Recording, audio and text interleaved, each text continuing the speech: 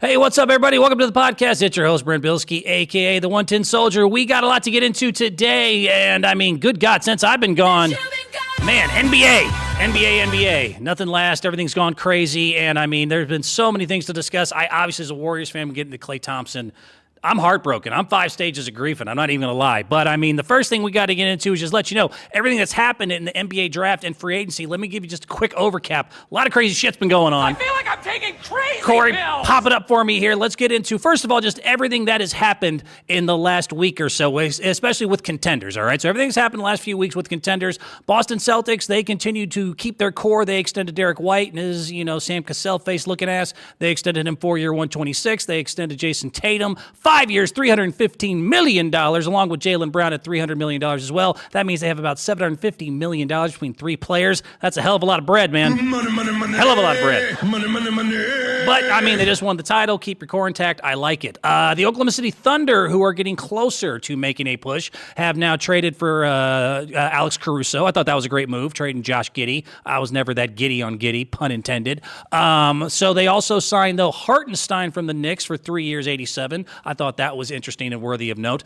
New York Knicks, we're going to get into the Knicks and how they just effed everybody else in the NBA with their moves, but they signed Anunoby to 5 years, $212. They traded 5 first-round picks for Mikal Bridges, which is bananas, but, I mean, it keeps them into an identity and core. Again, I'm going to talk to you about the New York Knicks. The Pelicans traded for DeJounte Murray. That was a big deal. I mean, that's a nice move for the Pelicans, who are kind of trying to creep up in the Western Conference for a couple first-round picks and some little players, Nance, Daniels, stuff like that. No big deal. Really, it was the picks there. The Los Angeles Clippers lost Paul George, kind of lost the offseason here. They did resign James Harden to 2 years, $70, so I guess that's great. They got Westbrook back. He opted in on his $4 million player option, and I think $4 million for Russell Westbrook is a damn steal, as crazy as he can be. He is still a phenomenal player and has done well in Los Angeles, so I guess that's kind of good for the Clippers, but losing Paul George hurts, who, like I said, goes now to the Philadelphia 76ers. The 76ers picked up PG-13. They got him for 4 years, $212 in free agency. They re-signed their boy Maxey for 5 years, $204 million. So now you got Embiid, Maxey, and George together for the next few years. Maybe they make a run in the Eastern Conference. We'll see.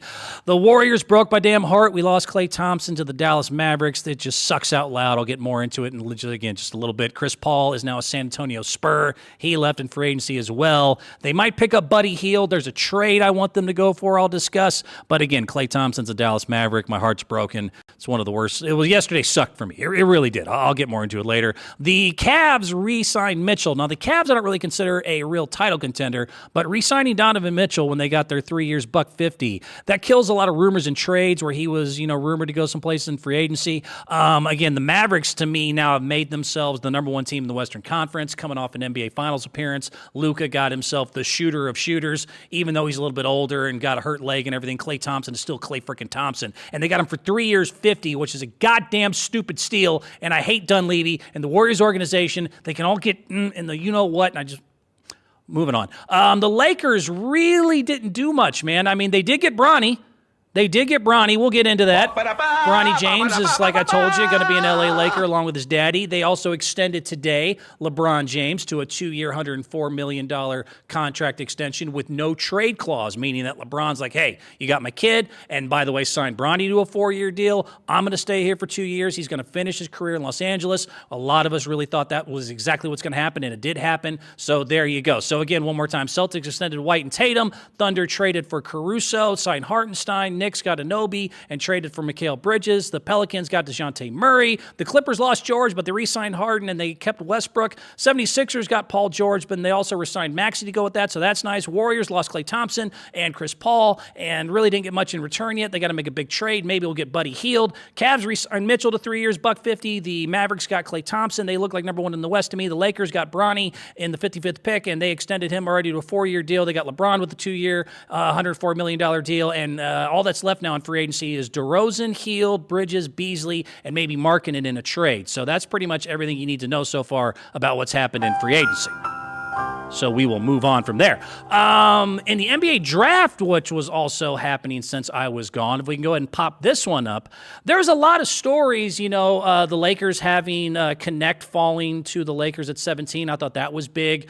Speaking of big, some big guys, Edey, Klingon, the big center making a comeback. But the big thing for me, and I'm going to go on a tangent on this one more time because it's something I think people don't give enough umph to. The French are taking over, man. Sacre bleu. Dude, this is not a small thing. When you look at the top 6 draft picks, 3 of them were French. They had 7 players in the NBA draft total, and 5 of them got drafted. Again, 3 in the top 6, Risa Shea, Sar, Saloon. Dadier was 25th. Ajinka was 51st. That's 5 Frenchmen in one damn draft. They're taking our jobs. They took our jobs. They're taking our derbs. They took your job. Sorry, went a little crazy there with sound effects.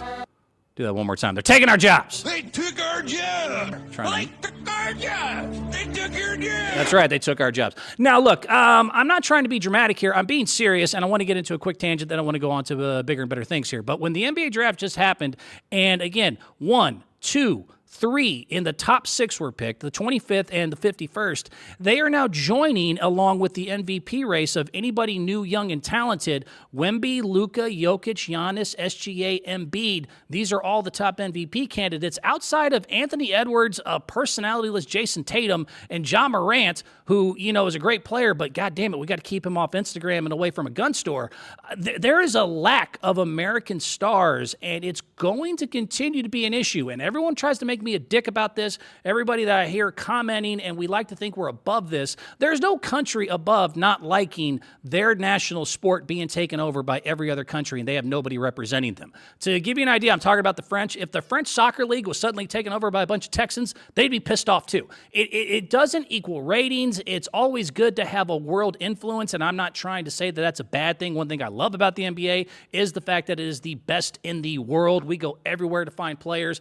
Anywhere else in the planet, we will get them and bring them here. And the foreign influence has been great overall as a whole. But when it gets dominated to where, again, it is top 3, it's top 6. 3 of them were French picks, and it's already joined in Wembanyama and the rest of this foreign group here. And all the American stars we have that are young. I mean, again, Steph and all them are getting old. LeBron's getting old. KD's getting old. All we got is Anthony Edwards and Ja Morant and Jason Tatum. It's not good for the league. And if you don't believe me, all I got to do is point you to the television ratings in the NBA Finals every time it's been a foreign-led star. Because, again, a lot of y'all want to say, oh, you're being this, you're being that. And I'm telling you, this is not being dramatic. This is not me being a dick. I am trying to explain to you just how every country's nationalism does play into the success of your league, into the future, and it is something that's not a huge deal. Like I said, there was other things to talk about in the draft, and I'll get into some of that in a second, but it is at least somewhat recognizable and could be a problem. I mean, like I said, you look at the TV ratings, and I'll give you some of these. The foreign-led NBA Finals versus the United States, you can go Google all this yourself. Minus the bubble year, it is dramatic. I mean, the last couple of years, the ratings have been down. I don't know what to tell you. Boston and Dallas this year, where Luka was the top star, actually had an almost record low 9.62 million, which was terrible ratings for us in Game 4. Only got up to 12 million. Denver, Miami last year with Jokic and his big, boring, staple, chase-loving, horse kisses, and all that. He only got into a 10 or 11 million per game view. This is also, by the way, completely different from the Golden State Boston Celtics finals the year before that. Then you get into, again, just keep going down the line. You can Google all this yourself, but the 2021, that was even worse. Giannis Antetokounmpo and the Milwaukee Bucks, I mean, they only got an 8.56 to 12.5. The Golden State Warriors, again, if you look at that the years previous to that, were killing those numbers, 13 to 18 million viewers. At one point, when the 3 years before that, Golden State versus Cleveland got up to 31 million viewers versus just this last year. The highest we got up is 12 million. I think that's the best way to describe it. I mean, just in 2018, wasn't that long ago, we had 31 million viewers. We've had nothing but a lot of foreign-led teams and no real American superstars to root for. It's gone down to 12 million. It's just what it is, man. I mean, you look at the San Antonio Spurs back in their days, led by Parker, Ginobili, a bunch of foreign foreign-led teams, their ratings always sucked. Orlando versus the LA Lakers when it was led by Turkoglu and Dwight Howard, those ratings sucked. Spurs before that, the Houston Rockets with Hakeem Olajuwon, the 2 years Michael Jordan decided to go play baseball, those ratings sucked to the tune of a 40% decrease, 32 million to 17 million. I'm getting into a lot of numbers here, and I'm just trying to back it up with some fact. I'm just saying, and I'm going to move on, all sports in all countries have this issue. All sports in all countries like to root for a national star. We need an American Idol. I don't know how else to put it. We need somebody that represents us a little bit more going forward. And Anthony Edwards, I mean, all of our hope is kind of in that box here. I mean, he's kind of... You're going to have to do it for us to keep, moving forward in the future. Because like I said, you can look at golf. You can look at other sports without Tiger Woods. You can look at Major League Baseball since the foreign takeover. You can look at tennis without the Williams sisters, and on and on and on and on. Countries like to root for their own. It's just what it is. Again, if the French Soccer League was taken over by a bunch of Texans named Billy Bob, they'd be like, I don't know if I like all these foreigners coming in. It's just a thing. So I'm going to move on from that. I just wanted to make that point. In a bigger note, and a more important one, and I tried to tell you, Corey, go ahead and pop this one up here for me. Bronny is a Laker. See, I done told you. And a lot of people are trying to say, oh, that really wasn't that hard to figure out. I've been screaming this shit for 2 years, so I don't really want to hear it from anybody that's a Johnny-come-lately hindsight 2020 type. Bronny was drafted at the 55th pick, like I told you he was going to be. He has already been signed to a 4-year deal, which is very unusual for 55th pick, but he does get to join Dad. Dad just today, LeBron James, signed his 2-year, $100 million extension with no trade clause, so he's saying, look, I got a couple years left. Y'all drafted my kid like I wanted you to, so now I'm going to stay a Laker. I'm going to retire a Laker with my son, and they're going to be the first father-son duo in the NBA to play together ever in history. I think that's a very cool thing. I have never been the biggest LeBron fan, but I will say this is one of the few things I've never been pissed at him for pushing, going for, and using his agent and all of his influence to go ahead and get done because, I mean, who else can say they've done it? No one. I mean, this is truly a very cool thing. Anybody who has a dad or a kid can know and think about what a great bond this is. The first father-son duo to ever play together in the National Basketball Association, joining a very select crew in other sports. I mean, you got the Griffies in baseball, the Bonds in baseball. We had Gordie Howe in hockey. We had a couple guys named DeOssie in the NFL. But, I mean, it has never happened in basketball, and it makes a lot of sense. Most guys have to retire at an early age, and LeBron is one of these few freaks that can still continue to still be, useful, damn near 40 years old, and his son being as good as he is. So now we got the first father-son duo. I'm all for it. Some interesting news of notes there besides the contract extension is that Bronny is going to wear number 9, which is his dad's number upside down. A lot of y'all might know about 69, but that's not this show. But yeah, he's going to be number 9. He's going to have James Jr. on the back instead of just James. Obviously, they're going to play into this. They're going to have to because it's a great ticket seller in a Los Angeles organization that could be good, but still needs to make a trade or a move. But I mean, they're always Los Angeles. It's always glitz, glamour. LA, you got to sell tickets. You got to have a story. Bron and his kid is a story. And so there's a lot of questions here that people have been asking. We can get into some of these here. Simple question. The first one being, did Bronny get special treatment? No shit. Duh. Of course he did. He's LeBron James's kid. He's not the first kid in the history of the world to get a little bit of an extra push because his dad's his dad. His dad is LeBron freaking James, and it's not just, a big say in the NBA, but the Los Angeles Lakers, organization specifically. What LeBron James says goes. So this is why I've said the writing's been on the wall for a while. If LeBron says, I want Bronny, guess what? They were going to go ahead and get Bronny. Matter of fact, when it started creeping in the NBA draft in the second round and the 40th pick started happening and people were maybe rumored to take him, his agent, Rich Paul, started calling dude and said, hey, just so you know, Bronny will go to Australia. If anybody besides Los Angeles Lakers drafts Bronny right now, I will send his ass to Australia. He will not show up for your team. They used all their power and influence. He definitely got special treatment, but he's far from the first to ever, to use, I mean, it's funny how most people will do like, that's not what you know, it's who you know, if it's a regular job, but somehow in a sports job, we all lose our shit like that's some unusual situation there. And again, not coming from a Bron fan. A lot of people are trying to say I'm a Bron ass kicker. I just think it's a cool story. Yes, he got special treatment. Is he good enough? Yes, especially at 55. And I put up the last video, my most viral one yet. I appreciate y'all, 1.8 mil. That's great.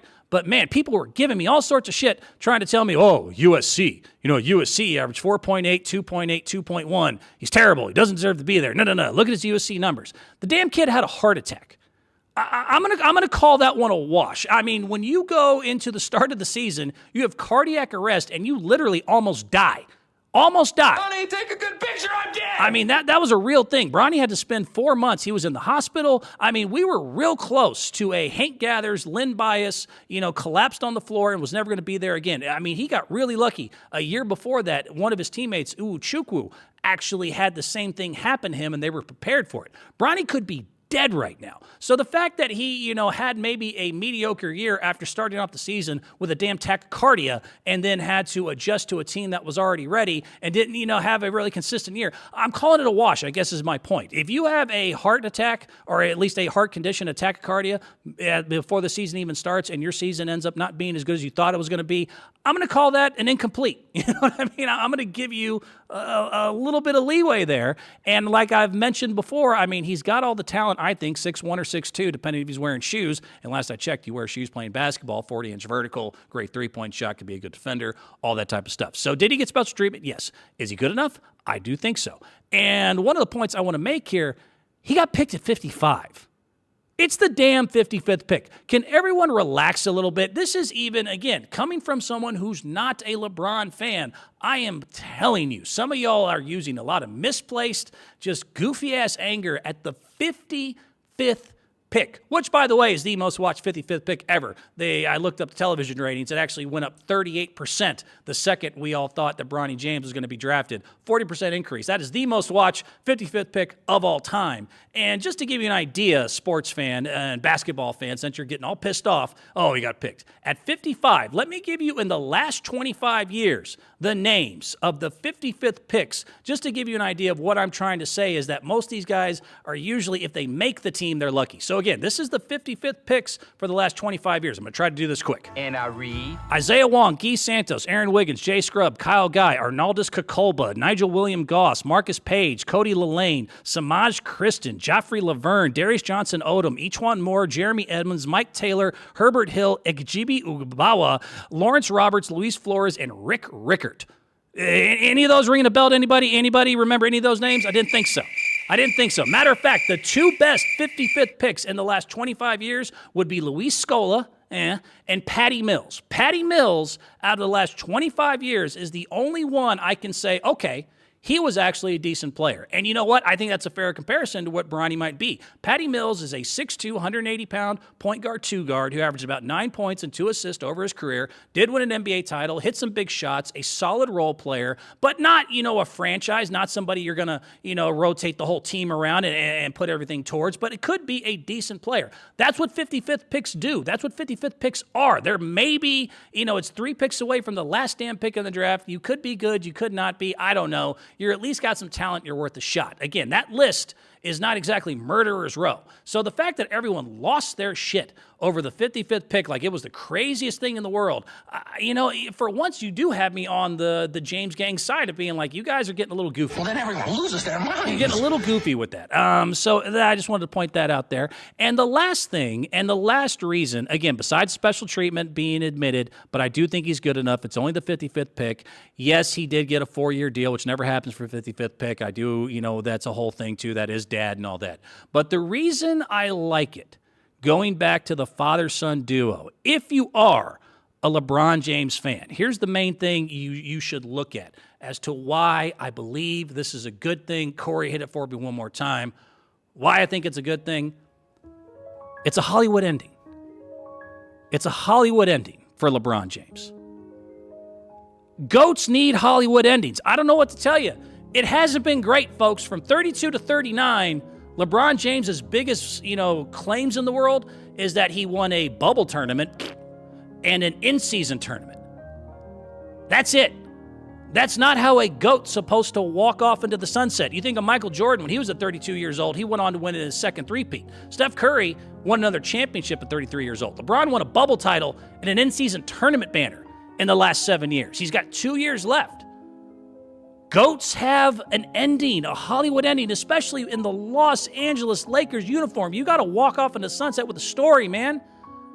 Think of the GOATs before him. Michael Jordan, Game 6, steals it, seals the deal against the Utah Jazz. Yes, he had some bonus features against the Washington Wizards, and there's a whole thing there. But the point is, he still had his ending as far as, we all remember him hitting that shot and then calling it. And even then, at the Wizards, being able to pass the torch off to Kobe Bryant. Kobe Bryant's last game was 60 points and beats the Utah Jazz in one of the greatest last games we've ever seen. Magic Johnson, another famous Laker, ends up getting HIV, but then he comes back a year later and is not just the All-Star MVP, but wins a gold medal. That's an indelible image. Bill Russell, his last game ever, wins his 11th ring, so he has more rings than fingers. God knows where he hung that last one. But the point is they have Hollywood endings. GOATs have Hollywood endings. LeBron cannot say, I really do think it's kind of part of it. I don't know how that's a GOAT ending, a bubble title in an in-season tournament. But being able to play with your kid, the first time ever it's ever been done in NBA history, and if they have any success, that's a beautiful thing. Then they can walk off. And then he can say, you know what, you can roll credits on LeBron's career, even if they just win some playoff series or whatever else. But if they were able to make a move, Lakers are this close. If the Lakers could win an NBA title, and he's not just the first one to play with his son, but to win a championship with him on the floor at the same time, that's Jordan Game 6. That's Russell's 11th ring. That's Magic coming back from an HIV test to win a gold medal. That's Kobe hitting 60 and walking off the court. That's a Hollywood ending. That is why I like this move so much. It is his last chance for all of you that say he is a GOAT to have something beautiful and a story and a legendary ending that legends have. If he wants to be a legend, I think this is important. So there you go. Might be being a little dramatic, but I'm a little bit of a dramatic man. I don't know what to tell you. Speaking of dramatic, let me go ahead and get into this. The New York Knicks effed everyone. Corey hit the next one for me here. And I like what they did. I like what they did for themselves. But the New York Knicks, this is how they got their core, and they screwed everybody else. Just absolutely screwed everybody else. Did not seem to give a shit at all. Honey Badger don't give a shit. And, I mean, it's brutal for the rest of the league. So the New York Knicks made their big trade. And they've got their now core four. They got, DiVincenzo, Hart, Brunson, and now Mikal Bridges, and they're all from the same college team. So I think that's very cool. They all actually played in Villanova together, and they were thinking of nicknames for them, and I almost had it, and then someone else came up with it, and it's brilliant. The Nova 4, not the Nova Core, the Nova 4. All right, you got me. That's an awesome nickname. It's a good nickname. If you're a Marvel fan like me who can't wait for Deadpool Wolverine, the Nova Corps, Marvel. So now you have the 4 guys from Villanova. Very rare that 4 guys from the same college are all on the same team. They're actually the core of the team. They're the Nova Corps. There's 4 of them. Now they're the Nova 4. All right, you got me. That's an awesome nickname. I like it. The only thing I didn't like was that they gave up so much for him. But, I mean, let me get to that in a second. So, I like the move in this fact. Because, again, having those 4, culture matters. Like, when I first heard that they gave up 5 first-round picks for it, I was like, you guys are absolutely out of your mind. But then I realized, oh, that's right, Mikal went to Villanova. He played with Dante and all them in college. And so now the New York Knicks, who have been this close by doing what they did, create a identity and a core that is going to be the head of the snake on down. Culture matters, even in professional sports. I don't care what great teams you look at. Look at the Detroit Bad Boy Pistons when Lambeer and Thomas would have to sit new guys down. Look at the San Antonio Spurs, the way Tim Duncan and Popovich ran their organization. Look at Kobe in Los Angeles when guys like Artest or people that he questioned showed up. He would sit them down and say, hey, look, this is how we're going to be serious. This is how we're going to do things. Here's your role, yada, yada, yada. 90s Bulls with Dennis Rodman, same thing. Hey, Dennis, we're going to let you have a little leeway, but here's what we expect. Here's what we want you to do. Any professional job, the culture of the main people matters, and it trickles down to everybody else. The New York Knicks gave up a lot, but by doing this, they are saying, this is who we are, this is what we are about. We are like the Nova 4. You're going to work hard, you're going to play defense, you're going to be unselfish, you're going to be a team guy. This is New York, this is grit, that's an identity, that's a beautiful thing, and so I'm actually praising them for the move of, I now get the bigger picture. I understand why they made the move that they did. Having the Nova 4 now says, we've set a tone, this is who we are, this is what we're going to be about for the next 4 years. On the other side, I do have to say, another lesson learned here, Corey hit it for me one more time. Leverage matters, man. I'm telling you what, any negotiation, this is a good lesson to learn. You always have to be able to walk away because 5 first-round picks for Mikal effing Bridges and his 19 points, 4 rebounds, about 4 assists is some straight-up Pawn Stars, Rick bending the guy over. If you ever watch that Pawn Stars show, they will have people come in and appraise their product. Some desperate dude comes in and goes, hey, I've got, the Cleopatra's dress or something. And they'll be like, yeah, that's worth $750,000. Rick will sit there with a straight face and go, I'll give you like 80. And a lot of times he'll still get the deal done. You know why? Because leverage matters, and he knows, I know you need this money right now. I know you have nowhere else to go. I know you don't want to walk away. And he would just rail him over and over. It's one of those fascinating parts of watching this show. The same thing happened here with the New York Knicks. The New York Knicks said, damn it, Mikal makes the 4. It gives us a culture and identity. This is a beautiful thing. And so the Nets sat back like Rick and said, I'm going to need about 5 picks. 5 first-round picks is bananas for Mikal Bridges. I mean, even when it was Paul George in his prime, James Harden when they gave 4 picks, Rudy Gobert seemed goofy. Mikal Bridges is a solid 3-and-D player. But I mean, he's not Steph Curry. He's not some great thing. They got pawn-starred out of their 5 picks, and it works for them, but the problem is for the rest of us, it absolutely screwed the rest of the league, including my Golden State Warriors, because now they had to reset the market, and there's all these expectations, and when this happened, and this happened right at the beginning of free agency, there's already been reports, and again, you can look all this up, that other trade people that we're looking at, like Markkanen from Utah and Kuzma from the Wizards, they now said everybody wants a, quote, Bridges-like haul. They want to pawn-star everybody the same way the Nets pawn-starred the Knicks. So now everyone else is at a stalemate because all these other JLO managers are looking at that deal and got an unrealistic expectation going like, well, shit, if they got 5 first-round picks for Mikal Bridges, we got Lauri Markkanen, we got Kyle Kuzma. They're better than them, at least talent-wise. I mean, I don't even know what they're asking for. So the New York Knicks got what they wanted, but they screwed everybody else. Absolutely screwed everybody else because every other team that's trying to make a move right now, every other GM now wants to stay at the same bar that the Nets-Knicks deal was. Problem with that was that was effing insane. That made no sense other than if you look at the big picture and go, oh, they're trying to set up the Nova 4. They're trying to set up a culture. If it wasn't for that, that would have been one of the dumbest deals in NBA history. So that sucks for the rest of us, including me. And this is let's go and get into the meat of it. The biggest part for me in free agency, and I think a lot of people's free agency, as a Golden State Warriors fan, Corey hit it. Hit it for me. God damn it. God damn it. Bye, Klay. Klay Thompson's the Dallas Maverick. And it's gone. 13 years, gone. And it's gone. I'm going through grief, man. I'm telling you, I'm going through 5 stages of grief with this. This sucks. I really loved this team with Klay and Steph as the Splash Brothers. I loved this team for 13 years. I didn't like them. I loved them. So they say, like with breakups, you got to take at least half the time of whatever it was. So I got 5 years of whining, bitching, and moaning. I cannot believe we actually let Klay Thompson go. And again, going to the Dallas Mavericks where he's going to be good.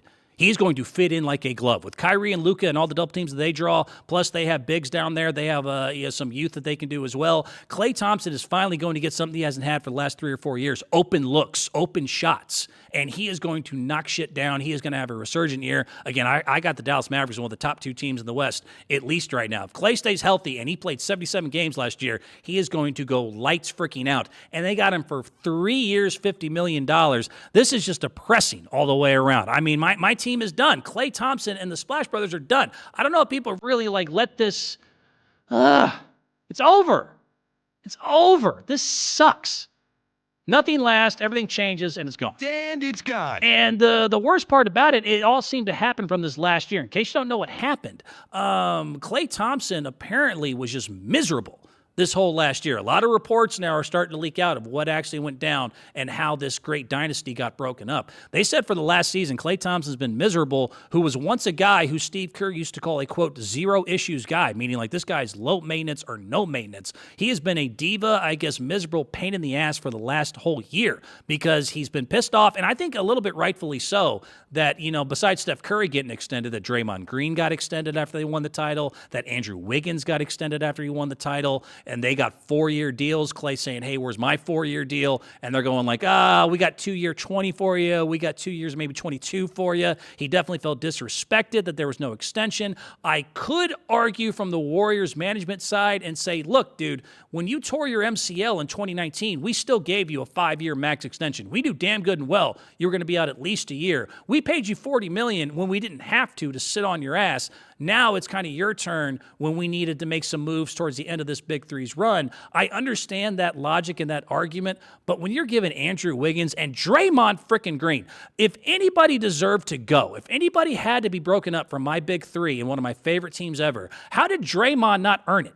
I mean, if anybody deserved to be like, bro, you're falling off, you're a headache, we can find replacements for you that are cheaper and younger. How the hell did that dipstick somehow survive? And Klay Thompson, who, yes, has been pissed off the last year, also because he was benched, and I think unrightfully so. How did he take all the blame here? And Draymond still get 4-year $100. I really do understand a lot where Klay Thompson's coming from, even though I do think he acted kind of like a diva baby about it.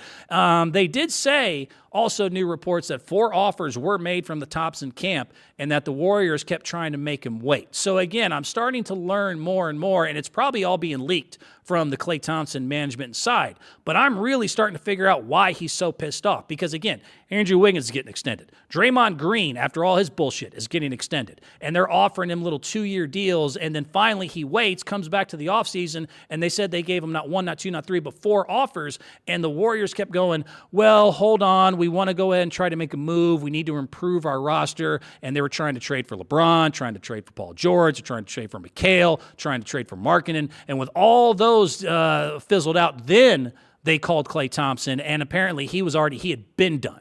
They said for the whole year he'd been miserable, he'd been pissed off, he felt disrespected, he wants to go somewhere new, he loves what they got in Dallas. I think they're going to do quite well together, and now it's gone. Everything's gone. He's gone. Chris Paul's gone. All we got back for this, we got a sign and trade for Klay Thompson, got us 2 second-round picks that we didn't exchange for Kyle Slow-Mo freaking Anderson. And so now Chris Paul's gone, Jordan Poole's been gone from last year. Now we lost Klay Thompson, and in replacement, we got Kyle Anderson and DeAnthony freaking Melton.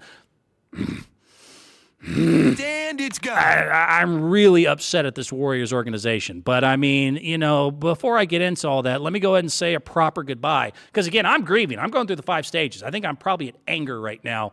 But I need to be a little retrospective here.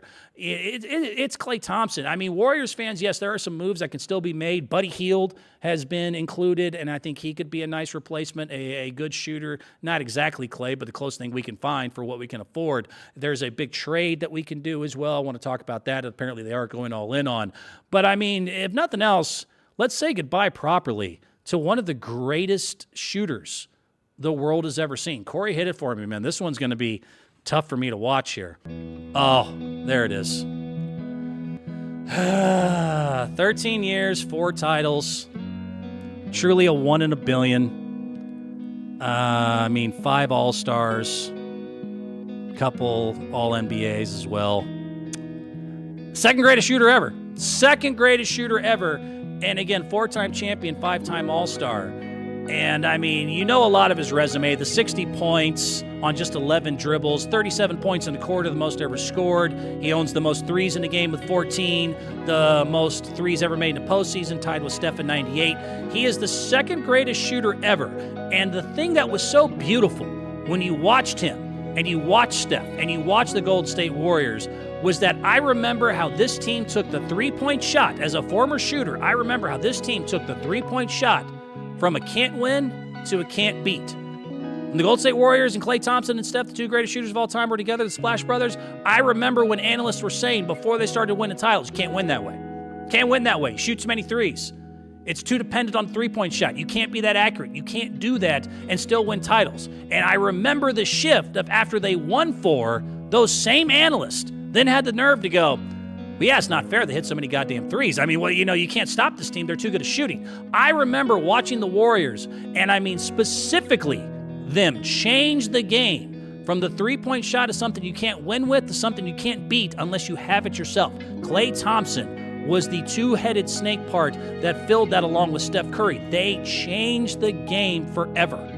I mean, truly 1 in a billion. Like I said, I've said this before, 7 billion people on this planet. Let's say 1 out of 7 pick up a basketball and try to shoot it. The Golden State Warriors had one of the 2 greatest to ever do it. That's like watching, again, Mozart and Beethoven on the same. I don't even know the odds. I was saying 1 in a billion. What is the odds when they had, and they did have it, the 2 best shooters who have ever lived were in their prime and on the same team? Think of the things that have to happen for them to get there. They had it for 13 years, and we let it go because we pissed him off, and we benched him, and we didn't give him his contract. We didn't give him his love. God, I'm going to miss this guy. I'm still watching highlights over it. I'm dragging this out, Corey. Dragging this out because this is, just look at this. This was so beautiful. Prettiest shot of all time. Not even a question. Not even a question. Klay Thompson has the best form the world's ever seen. He is easily the second best shooter the world's ever seen, playing with the best shooter the world's ever seen. They changed the game forever. Won it a billion, trillion. I don't even know what to talk about. I mean, but damn it, he's gone. And the benching was bullshit. I am so mad about the benching thing because the whole Brandon Pajemski and putting him in as a rookie and saying that Klay Thompson deserved to be benched because Brandon Pajemski had the highest plus-minus. That's the reason they did it. Brandon Pajemski, he's only averaging 9 points and 3.7 assists, but he has the highest plus-minus on the team. Plus-minus, the idea of the score being up or down, depending if you're on the court or not, is a decent stat. It's also kind of bullshit. It is team and lineup dependent. Klay Thompson is still Klay freaking Thompson. He still was averaging 18 and 40% from threes. Klay was still Klay. Yes, Brandon had a high plus-minus, and that's all awesome. But to give you an idea, KCP is 5th in the league in plus-minus. Sam Hauser is 7th, and Peyton Pritchard is 10th. It is team and lineup dependent a little bit. If you're on a good team with a good lineup, your plus-minus is not going to be, it's not the end-all be-all. Steph Curry on the Golden State Warriors has the 8th highest plus-minus on the entire roster, below Trace Jackson Davis and Moses Moody. I mean, I don't know any team right now that said if you had a choice between Brandon Pajemski or Klay Thompson, it wouldn't even be a thought about who they would take. And the other part that pissed me off so much about him being benched along with Klay himself, and that's why he left, was the idea that suddenly we pay attention to this stat like it's the end-all be-all. Steve Kerr, if anybody I've ever met, picks and chooses the plus-minus stat when he wants. When he wants to do his goddamn small ball, he ignores. He ignores that Looney and Centers and Saric and everyone else before him, when they played bigs and they had high plus-minuses, I didn't see them suddenly get, put in front of a legend, in front of a Hall of Famer, in front of the greatest, second greatest shooter of all time. That's what we did with Klay and Brandon. There was more to it. And so don't give me the whole, the plus-minus, though. Brandon Pajemski had the highest plus-minus. That's Klay Thompson. Y'all need to remember. 37 and a quarter. 60 points on 11 dribbles, 4 titles, 5 All-Stars, beat Steph in a three-point contest. He's a splash brother, and he's freaking gone, and I hate everyone, and I hate Dunleavy, and I hate the Golden State Warriors right now. I'm still going to root for you, but God damn it, I am at the anger stage of where I'm dealing with this, man. This was my favorite team for 10 years, and it is just poof, gone away, and the whole reason that he got benched, I'm sorry, is still bullshit to me. The plus-minus stat is decent. It's not the end-all, be-all. You guys picked and choose when you wanted to use it. Steph Curry was 8th in plus-minus on the roster. I didn't see him losing minutes. Again, anyone had equal choice between Brandon or Klay. I don't think that's even a thought, and it's team and lineup dependent. Obviously, if KCP, Sam Hauser, and Peyton Pritchard are 5 through 10 of some of the greatest plus-minuses in the entire NBA, I don't think those are the 5th, 7th, and 10th most impactful players in the entire national basketball. Klay's gone. Klay's gone. So what do? We got to make lemonade here. Corey, hit it for me one more time. Here's what they got to do. They got to finish Steph's story. Pun intended. We got to go get the finisher. And apparently all reports are saying they're going to do it. But y'all owe Steph Curry this one. Lauri Markkanen from the Utah Jazz is the only thing that can now save a shit show of a free agency year for the Golden State Warriors. Again, last year we lost Poole, and we used it to get Chris Paul. Now he went gone. He's poof for absolutely nothing. We've now lost Klay Thompson for Kyle frickin' Anderson, and all we've signed so far is DeAnthony Melton and a 52nd pick in Quentin Post, who I actually think could be useful. But, I mean, point being, we've lost Poole, CP3 for nothing. We lost Klay for Kyle Anderson, and all we got to show for it now is DeAnthony Melton and Quentin Post at the 52nd pick. We need to make a move. If you guys really are being true and honest to yourselves about we want to give Steph Curry at least a puncher's chance, this is the only thing you can do. You have to make the Utah Jazz and Danny Ainge an offer they can't refuse. You've got to go ahead and go for Lauri Markkanen because he's all you got. And do you have to give up Jonathan Kuminga to do it? Probably. Like I said, the New York Knicks have screwed everybody. The New York Knicks screwed the entire world when they trade 5 picks for Mikal Bridges. Every general manager's now expectation is way too high. You guys, but this is your fault. You waited too long. You screwed around. You let some of the key players go. He's the last thing you have left. Now, reports are saying they're going to do it, and they're at least pushing for it. And if Jonathan Kuminga is the holdup, you got to let Jonathan go. I love Jonathan Kuminga, but he's 21 years old, and you know what? He's a 4 anyways. He plays Draymond's spot. Y'all are the assholes who invested in Draymond for the next few years. Well, I think we could have let him go, but instead, we now have 2 people trying to play the 4 spot. We need a 7-footer. Lauri Markkanen is 7 foot for real. He is 7 foot 240. And he can shoot. And he is just getting better and better. And he's only 27 years old. Corey put this up for me. I gotta see it. This is who I'm wanting. This is why we make the offer we can't refuse. We need the finisher. He is the only guy left that could make a real impact. This dude is 7 foot. This dude is 240. He's only 27. He is a 3-and-D absolute stud, lob threat. Lauri Markkanen can play some freaking ball. To give you an idea, in just the last 2 years, he went from just 2 years ago with Chicago, he was averaging 14.8 points. Now he's averaging 25.6, 8.6 rebounds, 39% from threes. He's a 41% wide open shooter as well, and he's 7 feet tall. How many times have I been screaming? The Golden State Warriors need a 7-footer. They need a young lob threat. Now we need somebody to replace Klay Thompson. Lauri Markkanen checks all those boxes. So I don't know what to tell you. This is all we got. This is the only thing that can make Steph Curry and the Golden State Warriors still at least relevant. And so do you have to maybe give up too many picks? Probably. New York Knicks set the bar. Do we have to give up Jonathan Kuminga? Probably. Could he be better than Lauri Markkanen a few years from now? I don't know. I mean, but it's too late. We are now up Schitt's Creek without a paddle, and Lauri's the only one with the damn rowboat. He's the only thing that's going to save this organization from being useless for the next couple of years and watching Steph Curry fade away into obscurity on shitty, bad teams. I don't want to see it. I know they don't want to see it, and I know Warriors fans don't want to see it. We're going to have to give up too much, and I don't care. At this point, I don't care. We're going to have to do it. Give it up. Give up 4 first-round picks. Give up Jonathan Kuminga. That is the only thing that can save you. A true 7-footer that can do everything that we've been looking for. And the other good news with this, too, is that at 27, he only has 1 year left on his deal. Sign him, get a few years out of him, and then trade him for some first-round picks back. Is that a risk? Absolutely. But you can absolutely do it. You bring in Lauri for the next couple of years. You just put all your poker chips in, and you go get Markkanen, get a true 7-footer, something Steph Curry's never got to play with, a true athletic 7-footer who can catch lobs and shoot threes. You bring him in for the last couple of Steph's years, and then when he's still in his prime, when he's 29, 30, trade him back for some first-round picks, and you can go maybe at least get 1 or 2 of those back in the later future. Do you see what I'm saying? You put him in now, you hopefully try to get some later, you make an investment, but that's the only thing we have, the finisher. And that is, by the way, a great nickname. The fact that he's from Finland, he's Finnish, and they call him the finisher.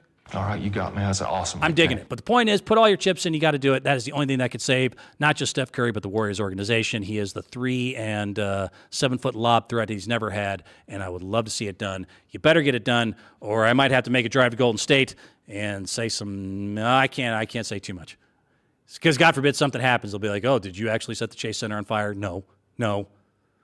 Don't like you, though. One thing I do like, and this is the last thing I want to get into today. Let's go ahead and put this one up here for me, Corey.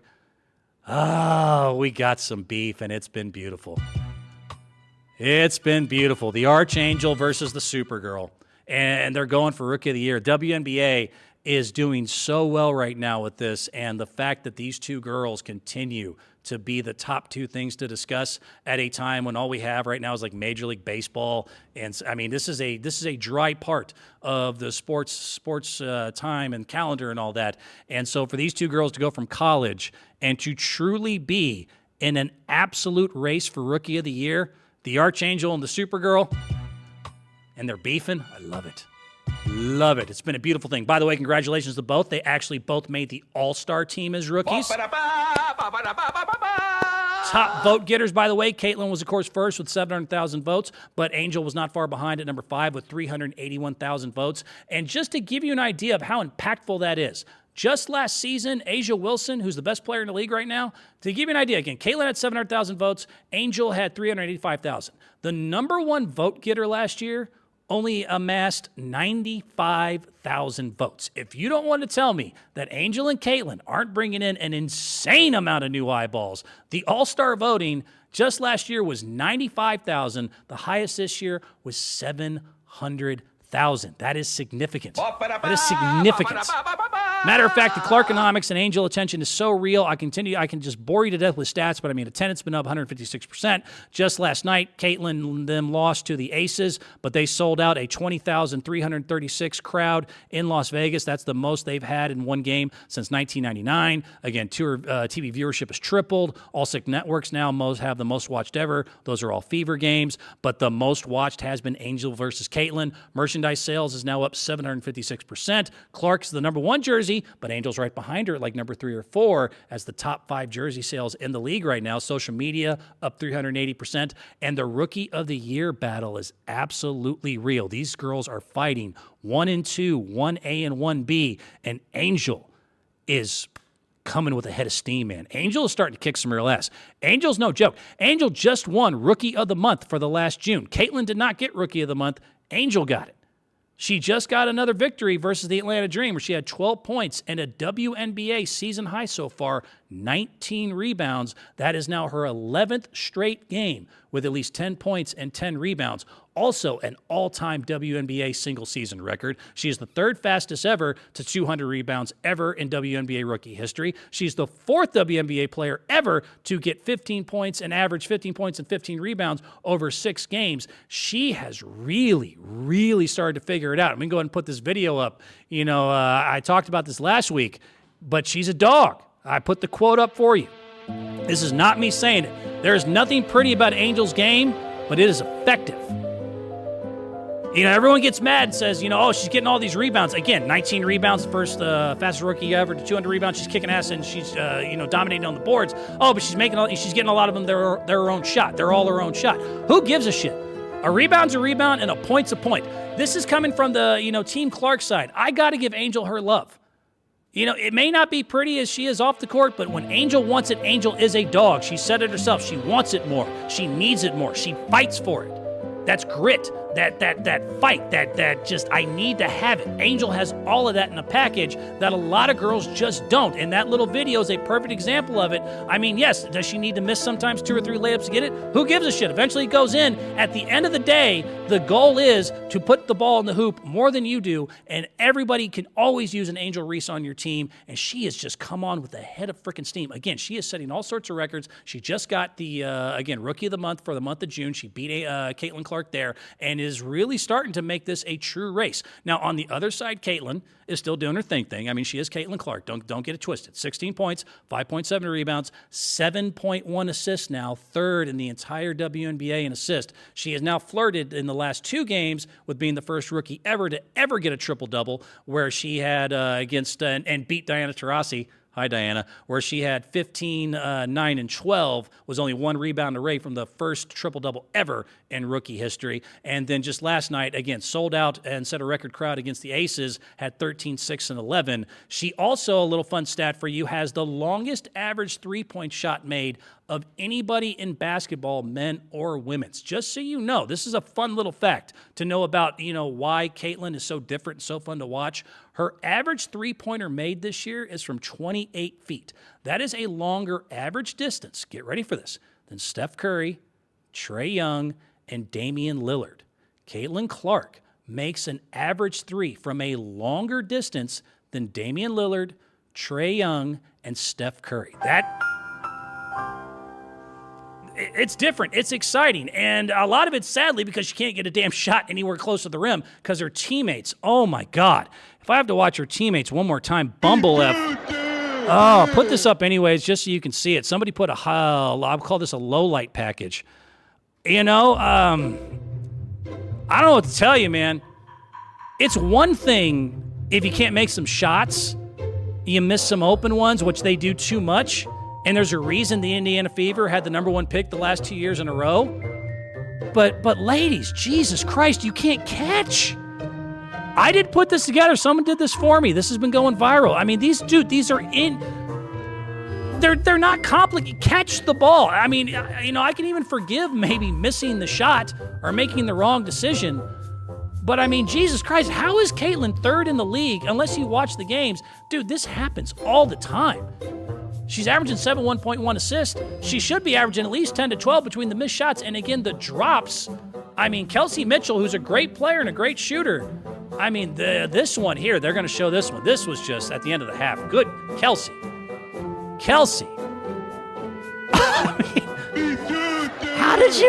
How do you miss that? Caitlin's teammates, oh boy. To say they're inconsistent might be the nicest way I can put it. But, I mean, damn. She has not had a lot of help. But, I mean, still is doing her thing. Angel continues to do her thing. We still got beef. We got a great race for Rookie of the Year. WNBA has had all sorts of record attendance and viewership and everything else. They will continue to push this. And they get to play together in the All-Star Game. That'll be fun, too. You got to do, okay, so there's 2 things the WNBA All-Star Game has to pull off because they have to play the Olympic team. Let Caitlin go head-to-head with Diana with talent, and then have Angel and Caitlin have to play together for at least 15 minutes. I mean, if we can get some assists. Actually, you know what? That's what helped Magic and Bird bond. They played in the Olympics themselves in 1979, and then Magic didn't like Larry Bird at the time, and then Larry showed up, and they played in some little preseason thing together, and his boys were calling him, and they were like, he's overrated. The white boy ain't shit. And Magic was like, nah, Larry can get down, dude. Larry's a dog. Maybe they can get a little bit of, again, this is so Magic and Larry.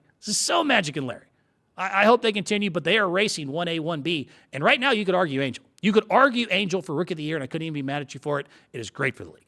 All right, 2 quick little extras I wanted to throw in here since I'm talking about women's basketball. Let me throw this in here, and Corey, get to this video for me. This is an interesting wrinkle. This lady's been going viral. In case you don't know who I'm talking about a lady named Zhang Zhu. Why am I bringing her up? Because at 17 years old, Zhang Zhu from China is 7'3". I mean, this video, hit play for me. This is phenomenal. This is not a joke. Zhang Zhu has gone viral, a 7'3", 17-year-old, and go ahead, no, keep it going, keep it rolling. I mean, this is just some comical shit here. I mean, look at this. This is like watching like a brother picking on his toddler children. This is all real. This is not an NBA creative player. This is not me screwing with the camera. This is a 17-year-old girl in China who is 7'3". Not the greatest player ever. She's got some coordination, though, and she said she wants to go to the WNBA. But what do you do? Like, what would you do? I would take her out at the knees. If I'm one of these poor little girls, I'm just going knee shot. This is goofy. This is the funniest thing I've ever seen. This girl is actually not a terrible player, but I mean, this is just, we have no idea if she's any good or not because she's going against girls that are at her waist. They're at her waist.